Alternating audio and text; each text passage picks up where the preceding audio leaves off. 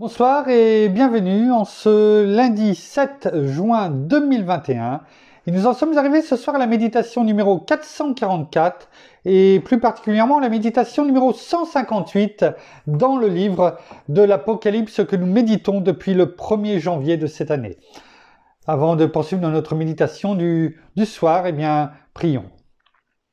Père, dans le nom de Jésus, bien-aimé Saint-Esprit, oh oui, tu es là, et tu viens au secours de tes enfants, jour après jour. Tu viens, tu les fortifies, tu les relèves, tu leur donnes tout ce dont ils ont besoin.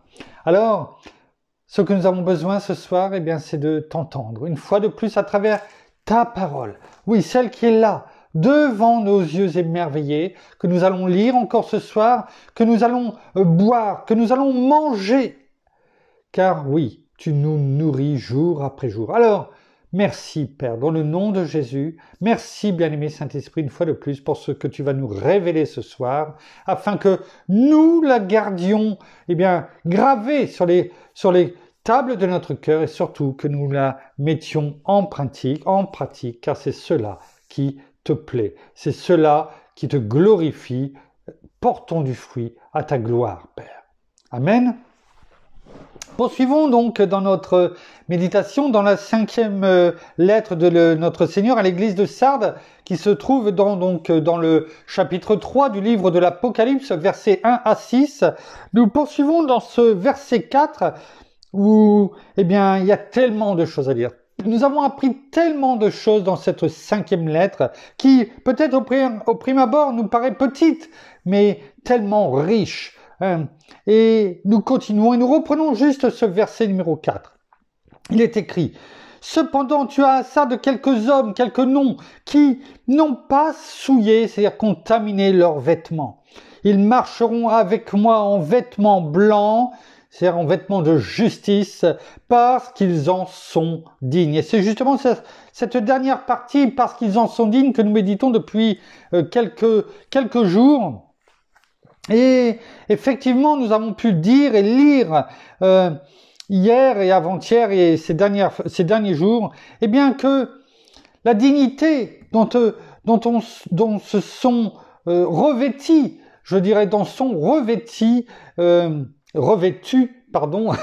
c'est mieux, ça sonne mieux aux oreilles. Ces quelques noms, ces quelques hommes, ces quelques personnes dont parle notre Seigneur à l'église de Sardes, c'est également ce qu'il nous revêt. Et sommes-nous dignes de marcher avec notre Seigneur? Non pas à côté de lui, mais en lui. C'est ce que nous avons vu. C'est en lui que nous sommes dignes. Parce que notre position, leur position et notre position se trouvent en Christ, ainsi que notre marche qui se trouve en lui. Et c'est ce que nous avons pu voir au travers de la parole et notamment sur le fait que quand nous marchons en lui, quand notre position est en lui, lorsque notre position est en Christ et notre marche en lui,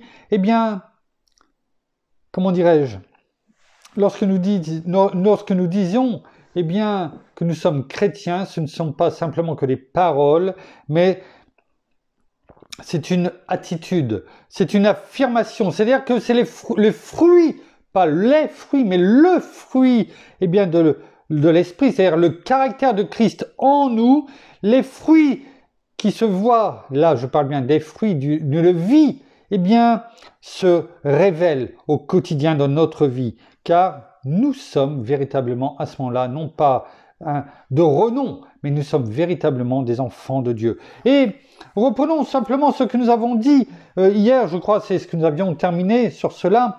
Ce qui est dit dans la première épître de Jean au chapitre... la première épître de Jean, chapitre 2, versets 3 à 6, on va non pas la reméditer, mais simplement la lire. C'est-à-dire que cette connaissance que nous avons à travers l'obéissance, cet amour fraternel également, lisons 1 Jean chapitre 2 versets 3 à 6. Il est écrit: à ceci nous reconnaissons que nous l'avons connu, si nous gardons ses commandements. Les siens, c'est SES, non pas CES, ce que l'on peut montrer du doigt, non. Les commandements de la parole, le caractère de Christ en nous. Celui qui dit « je l'ai connu », c'est-à-dire Christ, bien sûr, et qui ne garde pas ses commandements, c'est-à-dire ce qui nous a, ce pourquoi il est venu sur la terre, pour nous montrer qui il était, mais également pour nous montrer et nous faire connaître le Père et ses commandements, cette nouvelle alliance, eh bien, c'est écrit, est un menteur. La parole ne va pas par quatre chemins. Et la vérité n'est pas en lui. C'est-à-dire que celui qui dit « je l'ai connu », oh, je connais notre Seigneur, je connais Christ Jésus, oh oui, je le connais, mais qui ne met pas en pratique. Et qui dit qu'on l'a connu, mais qui ne met pas en pratique la parole et qui ne la garde pas, et qui ne reflète pas cette vie de justice et de sainteté, certes, dont on a en apprentissage, nous sommes en apprentissage au quotidien, mais au moins on a la parole. On ne pêche pas volontairement, on met les choses en pratique, on sait qu'on essaie de marcher en Christ notre Seigneur, même si par moments nous avons besoin de ce joug, eh bien, autour de notre tête parce qu'il nous conduit, eh bien, la parole est claire, elle dit, eh bien, celui-ci est un menteur et la vérité n'est pas en lui. Mais celui qui garde sa parole, et je ne doute point que c'est le cas pour chacun d'entre nous dans notre vie au quotidien, même si on peut avoir des tempêtes dans notre vie. Allez regarder ce que j'ai partagé justement ce soir, eh bien, sur le mur. Non pas le mur du groupe, mais le mur, notre mur Facebook. Et je l'ai mis à regarder absolument. C'est important. C'est important. Parce que cela, je suis sûr, est totalement en adéquation avec ce que nous avons vu hier et aujourd'hui. Ça va vous parler comme ça m'a parlé et notre bien-aimé Saint-Esprit ne conduit jamais les choses, y compris dans les partages, de façon inutile. Allez regarder cette vidéo. Mais celui qui garde sa parole, l'amour de Dieu est vraiment parfait en lui. Pourquoi? Parce que c'est cet amour de Dieu, l'amour de Christ, qui est en nous et nous sommes en lui. Et donc forcément, eh bien lui qui a la perfection, eh bien à ce moment-là, son amour est parfait en nous. À ceci, nous reconnaissons que nous sommes en lui. Toujours ce en lui, ça c'est important. Celui qui déclare demeurer en lui doit, c'est une obligation, c'est un devoir. Il n'y a pas d'autre solution. C'est bien écrit, doit. Et notamment, regardez, c'est du présent. C'est du présent continu. Ce qui a été dit à ce moment-là, c'est la même chose pour nous aujourd'hui. Et c'est ce pourquoi nous pourrons être rendus dignes de marcher avec notre Seigneur, en lui, à ses côtés, mais aussi en lui. Donc, il est dit, celui qui déclare demeurer en lui doit marcher aussi comme lui, c'est-à-dire comme notre Seigneur a marché. Voilà ce que dit la parole. Alors, c'est peut-être pas forcément ce que nous voudrions quelquefois entendre, mais c'est la vérité. Et elle nous est dite sans fioriture, sans vouloir enrober les choses. Oui, quelquefois nous voulons peut-être que la parole nous soit présentée comme enrobée avec un papier cadeau et que nous la découvrions petit à petit. Mais c'est un cadeau. Même si elle est présentée comme ça, sans être enrobée d'un papier cadeau. C'est un cadeau. Il ne peut pas y avoir de plus beau cadeau que celui qui nous a été donné. Christ, notre Seigneur. Et poursuivons et regardons ce qui est écrit dans Matthieu. Matthieu chapitre 7. Matthieu chapitre 7. Au verset 15 à 24. Regardons ce qui est écrit. Et justement, à partir du verset 12, ce sont les paroles de notre Seigneur Jésus. Et justement, ce passage, c'est la règle d'or. Cette règle d'or, on ne va pas le commencer au verset 12, on va le prendre à partir du verset 15, mais je vous encourage à aller lire Matthieu chapitre 7 à partir du verset 12 jusqu'au verset 29. Et nous allons nous contenter de lire du verset 15 au verset 24 par rapport à notre méditation du soir. Mais ce sont les règles d'or en faisant quoi? En mettant en pratique la parole. C'est ce que nous disons au quotidien. Ce que nous avons dit dans la prière. Mettre en pratique la parole. Allez lire Matthieu 7, versets 12 à 29. En ce qui nous concerne, nous lisons les paroles de notre Seigneur, versets 15 à 24. Il est écrit: Gardez-vous des faux prophètes. En fait, c'est tout ce qui est dit dans la 5e lettre de notre Seigneur à l'église de Sardes, ce que nous méditons depuis plus d'1 mois et demi. Attention, faux prophètes, attention à votre environnement. Gardez-vous des faux prophètes. Ils viennent à vous comme des brebis. Oh, tout gentils, tout beaux. On leur donnerait, comme il est dit dans le monde, le bon Dieu sans confession. Comme dit certains de l'église catholique. Ouais. Ils sont déguisés en loups, mais ils revêtent le vêtement de brebis, se faisant passer pour quelqu'un qui est du troupeau. Mais notre bon berger nous dit, faites attention à lui. Ne vous écartez pas, autrement, vous vous écartez du bon berger et là, vous allez être attiré, mangé par ce loup qui est là, ce prédateur. Restez auprès du bon berger, c'est-à-dire de ce qu'il vous dit et de sa parole, comme on l'a dit précédemment.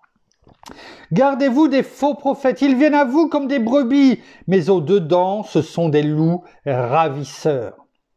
Vous les reconnaîtrez. À quoi? À leurs fruits. On parlait du fruit de l'esprit, du caractère de Christ, et que ce ne sont pas, on ne dit pas simplement « je suis chrétien », mais ce sont les fruits que vous reflétez, qui se voient au quotidien dans notre vie. C'est cela qui dit que vous êtes chrétien. Et je n'aime pas forcément le fait d'être chrétien, je préfère le terme disciple. Parce que chrétien, ça veut dire petit Christ. Oui, mais avant d'être chrétien, rappelez-vous, acte 11, 26, c'est à Antioche que pour la première fois les chrétiens furent appelés, que les disciples furent appelés chrétiens. C'est-à-dire qu'avant d'être appelés chrétiens, qui étaient un colibé à ce moment-là, ils étaient disciples. Et nous sommes disciples avant d'être chrétiens.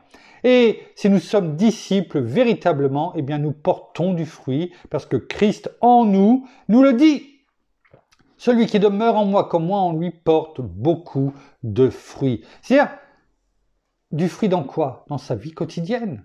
Et c'est ainsi que l'on reconnaît ceux qui sont enfants de Dieu et qui ne le sont pas. Et c'est ce que la parole nous le dit ici au verset 16 dans Matthieu chapitre 7. Vous les reconnaîtrez à leurs fruits. La question que nous pose notre Seigneur, cueille-t-on des raisins sur des épines ou des figues sur des chardons? Bien sûr, la réponse que tout le monde peut donner, c'est non. Alors notre Seigneur nous le dit, tout bon arbre porte de bons fruits, mais le mauvais arbre produit de mauvais fruits. Alors oui, certains pourraient dire, c'est une évidence. Oui, c'est une évidence. Alors, reconnais-tu les faux prophètes? Ceux qui ne portent pas du bon fruit parce que le Seigneur nous l'a dit. Celui qui demeure en moi comme en lui porte beaucoup de fruits, car sans moi, vous ne pouvez rien faire. C'est-à-dire que celui qui est un faux prophète n'a pas Christ en lui. Et donc forcément, il ne porte pas de bons fruits. C'est une évidence, c'est la vérité de la palisse, certes, mais il faut peut-être quelquefois bien se le remémorer afin de bien le comprendre. Celui qui n'a pas Christ ne porte pas de bons fruits. Mais toi, le reconnais-tu? Si tu ne le reconnais pas à la première vision, la première vue, en le voyant, la question est pourquoi? Pourquoi ne le vois-tu pas? Pourquoi ne le reconnais-tu pas tout de suite plutôt que de te laisser entraîner et de tomber? Pourquoi? Est-ce que cela veut dire que tu n'as pas gardé la parole de notre Seigneur qui te dit fais attention, qui te dit tout ce qu'il faut faire? Est-ce que tu préfères écouter les gens du monde plutôt que la parole de Dieu, et donc tu es beaucoup plus vulnérable? Est-ce que tu préfères, eh bien, plaire aux gens du monde plutôt qu'à Dieu? Écoutons bien ce que dit la parole dans Galates 1,10. Et maintenant, est-ce la faveur des hommes que je désire ou celle de Dieu? Est-ce que je préfère plaire aux hommes? Si je préférais encore à plaire aux hommes, je ne serais pas serviteur de Christ. Alors, sommes-nous serviteurs de Christ? Est-ce que nous préférons simplement plaire à Dieu et à Christ? Alors tant mieux. Mais dans ces cas-là, eh bien, nous reconnaîtrons tout de suite celui qui est déguisé en brebis et qui est un loup ravisseur à l'intérieur. C'est ainsi que, eh bien, il y avait ces quelques noms, quelques hommes à Sardes, eh bien, qui ne s'étaient pas souillés et qui étaient dignes, qui allaient être revêtus des vêtements blancs, qui pouvaient être dignes de marcher avec notre Seigneur. Parce que, eh bien, c'est ce qu'il nous dit. Alors cela paraît évident quand on le lit. Oui, mais est-ce que de notre vie, est-ce que dans notre vie, est-ce que cette évidence, eh bien, on la connaît? Est-ce que c'est une certitude? Est-ce qu'il ne suffit pas quelquefois d'un sourire féminin ou masculin, pour ne pas faire de jaloux, pour tout de suite, eh bien, se faire son cinéma? Que l'on soit célibataire, bien sûr, en tant qu'enfant de Dieu, et encore plus, et encore pire, si on est marié. N'oublions pas ce que la parole nous dit. L'adultère ne commence pas quand tu le fais. Il est déjà consommé à partir du moment où tu l'as pensé.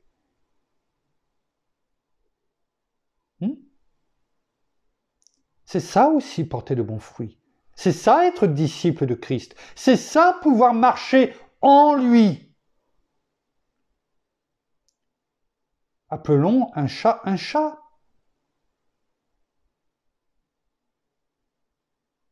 Rappelons-nous ce que la parole dit, les loups ravisseurs, je ne sais plus à quel endroit, mais dans les épîtres, eh bien, de Paul, qui dit qu'ils sont là pour venir séduire la gente féminine. Il le dit. Ce que je vous dis là, on pourrait dire oui, mais pourquoi il parle de ça? Mais la parole le dit, le parle. Ils sont là pour ça, pour détruire les couples. C'est ce que fait, et on l'a déjà dit, et médité à ce sujet suffisamment longtemps, l'esprit de Jézabel est là pour ça, pour détruire les couples, notamment pastoraux, ou en tout cas les couples d'enfants de Dieu. On l'a vu avec Jézabel dans l'Ancien Testament. Souvent associé à l'esprit de Dalila.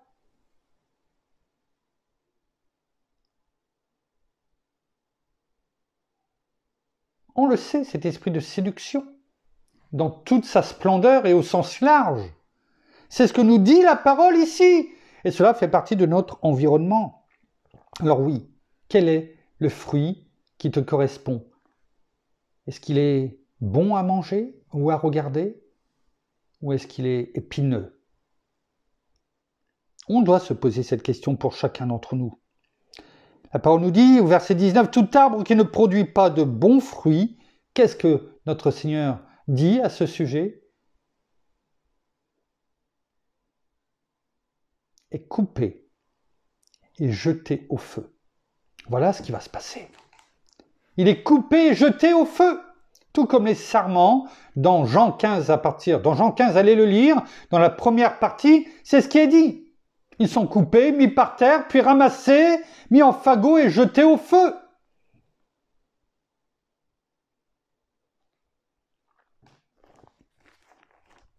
Continuons.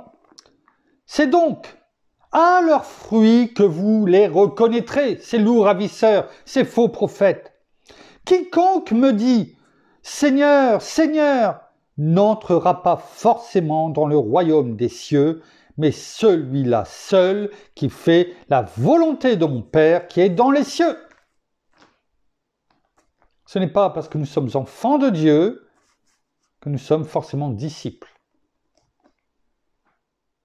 On peut avoir reçu notre Seigneur comme Seigneur et Sauveur de notre vie, mais la parole nous dit, eh bien, ce n'est pas parce que tu dis Seigneur, Seigneur, que tu ne rentreras pas dans le royaume des cieux.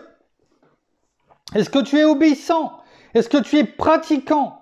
Est-ce que tu fais fausse profession de l'évangile? Est-ce que tu as une vie livrée à Christ? Est-ce que tu portes des preuves de ton service? Voilà ce qui est agréable. Voilà ce que notre Seigneur vient chercher. Non pas ceux qui ont, par peur, reçu, ou en tout cas fait cette prière, en tout cas pour recevoir le Seigneur comme Seigneur et Sauveur de leur vie, mais qui finalement ont toujours ce pied dans le monde et qui ne vivent que dans le compromis. Sachons-le. C'est pour notre bien tout ce qui est dit ce soir. Verset 22. Beaucoup me diront en ce jour-là, c'est-à-dire lorsque notre Seigneur reviendra. On ne s'éloigne pas de l'Apocalypse. Ne croyons pas qu'on s'éloigne. Toute parole est bonne pour relever, enseigner, sauver finalement.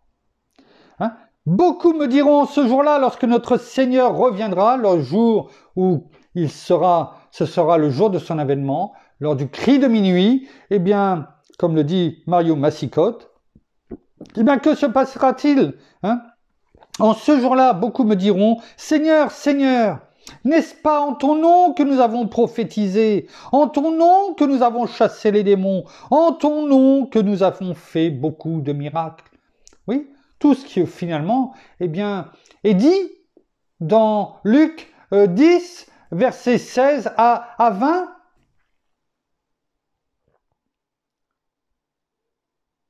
Ou on va dire même jusque 19, tout ce que le Seigneur nous donne, tout ce qu'il a dit aux disciples, et qui étaient ravis parce qu'ils avaient chassé les démons au nom de Jésus.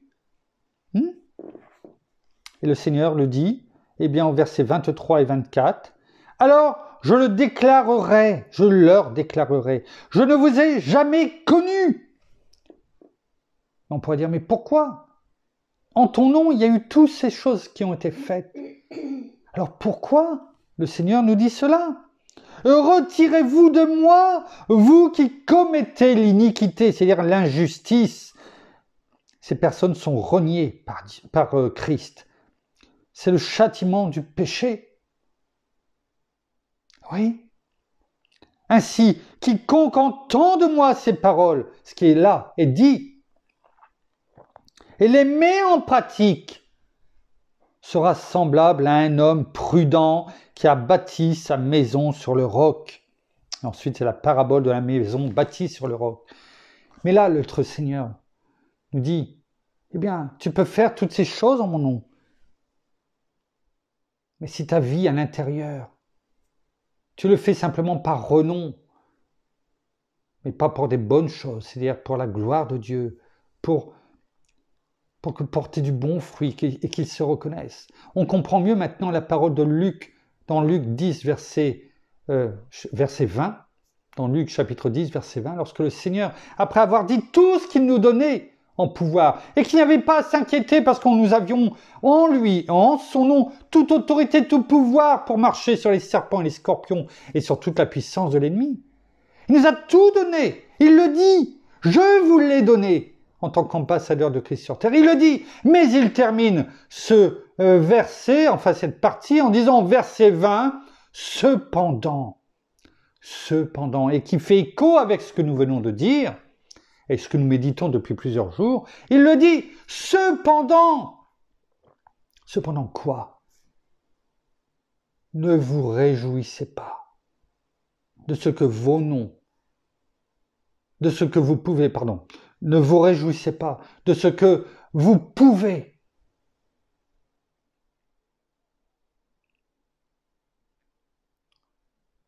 Cependant, ne vous réjouissez pas de ce que les esprits vous sont soumis, vous soient soumis. C'est-à-dire que vous pouvez faire toutes ces choses. Mais réjouissez-vous. réjouissez-vous de ce que vos noms sont inscrits dans les cieux, c'est-à-dire dans le livre de vie, de ce que vous pourrez marcher avec moi, parce que vous en serez dignes. On voit bien que l'on peut faire toutes ces choses en Christ Jésus, parce qu'il nous a donné le pouvoir, l'autorité de le faire. Mais il nous ramène tout de suite, à ce qui est réellement important. Non pas à ce que les démons nous soient soumis parce que c'est une évidence, mais à regarder avant toute chose à ce que nos noms soient inscrits dans les cieux. Car c'est cela le véritable enseignement. Et pour cela, il faut que nous mettions en pratique la parole dans notre vie. Non seulement nous, mais qu'on la reconnaisse à ses bons fruits dans ce que nous faisons au quotidien. Le fruit de l'esprit. Non pas les fruits de l'esprit, le fruit de l'esprit qui se trouve dans Galates 5, 22, le caractère de Christ en nous, ce qui montre bien à ce moment-là que nous marchons en lui et lui en nous.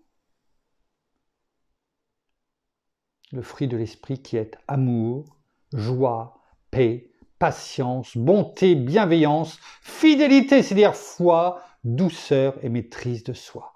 Car le caractère en Christ en nous pousse automatiquement, non seulement bien sûr à garder la parole et de marcher par la foi, mais à marcher avec le caractère de Christ en nous. Ainsi, nous serons dignes de marcher non seulement avec lui, mais encore mieux, en lui. Nous poursuivrons demain sur la fin de ce verset 4, avant, sûrement demain, de passer au verset 5. Merci Père, merci Seigneur, merci bien-aimé Saint-Esprit, une fois de plus, pour tout ce que tu nous montres, tout ce que tu nous enseignes, tout ce que tu nous martèles. Oui, car comme cette épée que le forgeron tape pour, qu'elle soit bien droite, utile, cette même épée. Quand tu dis, dans les armes de Dieu, dans Éphésiens 6, versets 10 à 18, l'épée de l'Esprit qui est la parole de Dieu. Cette épée à double tranchant qui est là et qui s'enfonce dans nos cœurs afin, justement, de nous apporter ton enseignement comme tu l'as fait encore ce soir. Merci Père, merci Seigneur, merci bien-aimé Saint-Esprit. Nous terminons par la prière. Non, merci Seigneur, encore pour ta parole de ce soir. Merci encore pour ton enseignement. Merci bien-aimé Saint-Esprit de nous révéler toutes choses. Merci d'agrandir nos pensées, mais aussi de les élargir afin que nous puissions comprendre et surtout mettre en pratique tout cela dans notre vie. Soyons vraiment ces enfants obéissants, ces enfants qui veulent te suivre et surtout qui veulent être revêtus de ton amour et de ta droiture, de ta justice, afin que nous soyons vraiment droits, afin que nous soyons justifiés et surtout rendus dignes, que nous soyons, oui, ces enfants, que tu demandes que nous soyons jour après jour, en respectant non seulement tes prescriptions, tes ordonnances, mais tout ce que tu veux pour chacun d'entre nous. Alors que nous puissions avancer chaque jour avec toi. Nous savons que tu es à nos côtés. Nous voulons vraiment nous remettre pleinement en toi, parce que nous savons que tu es notre force, que tu es ce roc si puissant, et nous savons que en toi, nous avons toute victoire, mais nous savons aussi que sans toi, nous ne pouvons rien faire. C'est pour cela que nous voulons vraiment être là, à tes côtés, et que nous voulons vraiment continuer chaque jour avec toi. Alors ne nous laissons pas séduire par tout ce que nous voyons qui peut être attrayant, mais vraiment tournons toujours nos regards vers toi, vers la vérité, vers toi, notre Seigneur et notre Roi. Alors soyons ces enfants remplis de foi, de persévérance, mais aussi vraiment d'insistance dans tout ce que nous faisons. Et vraiment demeurons donc fermes dans notre foi et dans tout ce que nous voulons faire jour après jour. Ne nous laissons pas séduire par tout ce qui peut être dans le monde, par tout aussi ces faux prophètes, par toutes ces personnes qui peuvent nous séduire, ne serait-ce que par des paroles, par ne serait-ce que notre physique ou bien d'autres choses. Mais vraiment, restons toujours vigilants. Et c'est pourquoi nous avons besoin de cet esprit vraiment de révélation, mais aussi de discernement, afin de discerner, de reconnaître toutes ces personnes et toutes ces choses. Alors vraiment, demeurons donc fermes dans notre foi et chaque jour dans ce chemin que tu as tracé, droit là, pour nous, en toujours gardant nos regards tournés vers toi, Seigneur Jésus. Alors soyez tous abondamment bénis, frères et sœurs, dans le nom de Jésus. Amen. Amen.